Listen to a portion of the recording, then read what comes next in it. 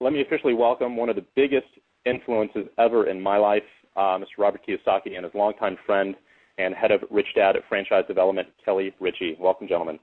You know, I watched that clip of you on CNN again last night when you predicted the crash of Lehman and Goldman Sachs, and most people thought you were nuts.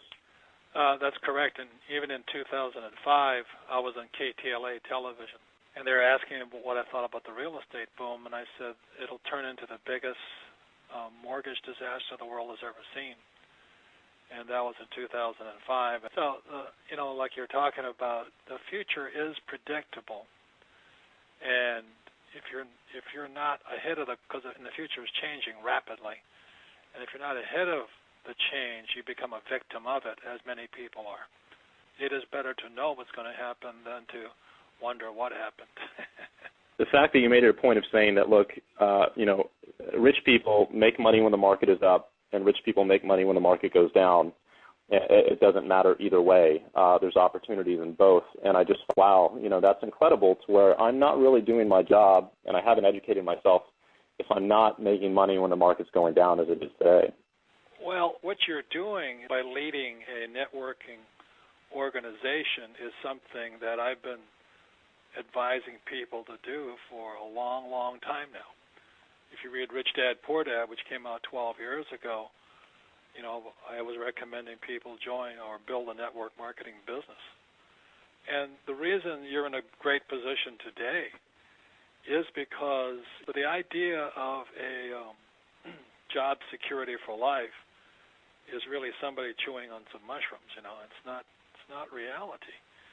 So more and more people are coming your way, and the primary reason I recommend it, and the primary reason Kelly is in the franchising business, is because the idea of job security is really a myth. And when guys like Bush, Obama, McCain, they say we're going to bring high-paying jobs back, you have got to be a complete moron to believe them. You've got to be dreaming. There's no way. And the reason for that is jobs always migrate with the lowest priced workers. So even today, jobs are migrating. Jobs moved from America in the 60s to Japan, then to Korea, then to China, and today they're migrating to Vietnam and Pakistan. So if Obama or McCain or Palin or whatever his name is, Biden, say they're going to bring high-paying jobs back, dream on. And so all you have to do is look at the future by looking at what's really going on. It's not that hard to predict the future. You just have to stop believing the stuff that these so-called leaders are telling you.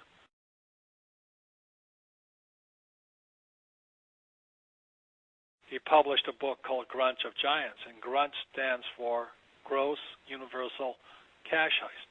In other words, it's how the rich rip everybody else off.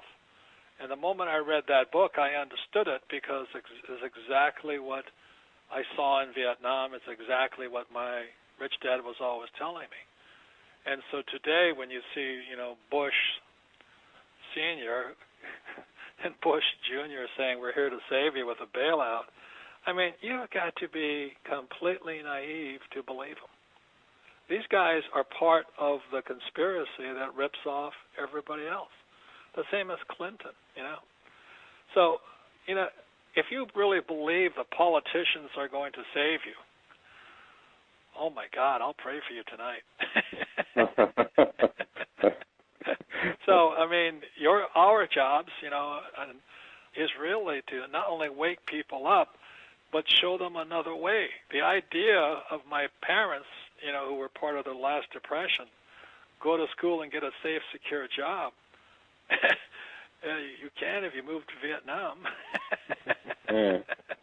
But they're only going to pay you 10 cents an hour. The truth is pretty difficult to find these days unless they're talking to someone like you,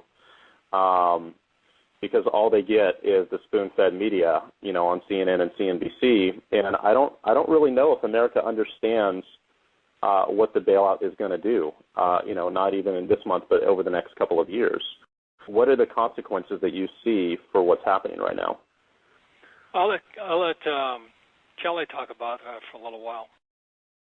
Robert and I have been studying over the last 3 months from various books about what other people are saying, what's going on. And as we study those books, the most amazing things are starting to happen is people that have written books 10 years ago or 20 years ago were actually able to forecast almost what's happening today, almost to the word of what's happening today. Well, word for word. Word for word, and it's like when you see this, like to me, I do read a lot of Dr. Buckminster Fuller. I read a lot of his books and never really understood him until the last 3 months, because the sort of thing that he talked about is what's going on right now. If I could read something to you from our President Bush, he says, this legislation will safeguard and stabilize America's financial system and put in place permanent reforms so these problems will never happen again. Moreover, it says to millions of depositors, you will not be the victim of others' mistakes. We will see, I guarantee, that your deposits are secure. But that was President H.W. Bush in 1989. And then, so this is in 2008, President George W. Bush, George Jr., says, Congress must act. We are facing a choice between action and the real prospect of financial hardship for millions. Now, I thought his father, the first Bush, promised these problems would never happen again. So what Kelly is really saying is the reason we knew this was going to happen, it has happened throughout history. It has happened for thousands of years. And people are stupid enough to believe they're politicians. Well, what does that really mean? And studying Fuller, what it really means is the bailout for Bush Sr. was somewhere between $66 and $512 billion. But when we talk about the bailout today, the bailout is somewhere between $770 billion and a couple $1 trillion. So all that really happens is the size of the bailout has got larger, and really the time that it's taken to get to that point is faster. You can actually predict things by that level of information coming towards you. And that's really what Bucky Fuller was about. He was saying, can you think enough to be able to understand what this means to you, this little individual human being? And as we get through that on the course, I have no doubt that people will start to be aware how and what we as individuals have a choice to do or not to do. Because me personally, I think this is the best time. This is the time that I've trained for. This is the time that I've really been around Robert for 20 years, because he really said to me 20 years ago that something like this could happen. And it's taken 20 years, but I can tell you it's a pretty interesting position right now. And today, we have more money coming in than ever before in spite of the crash. Absolutely, and all the businesses that we look at, that they're bringing in more money despite of the crash. And that's why, if you're personally, ask yourselves these questions. If you're not rich today, or you're afraid of your financial future today, or the stock market crash today has affected you, you'll probably listen to somebody who gave you bad advice. You'll probably listen to somebody like a financial planner who sold you mutual funds, or somebody told you that that job security was important, or they told you to save money. That is really bad advice, and I've been saying this now for so many years. I've also been saying, if you don't know what, if you're already concerned, then start a home-based business so you're not a victim of all this. And you guys have watched my website. There are guys on that website who really get upset with me, as well as with Donald Trump, for recommending network marketing or direct selling or home-based businesses.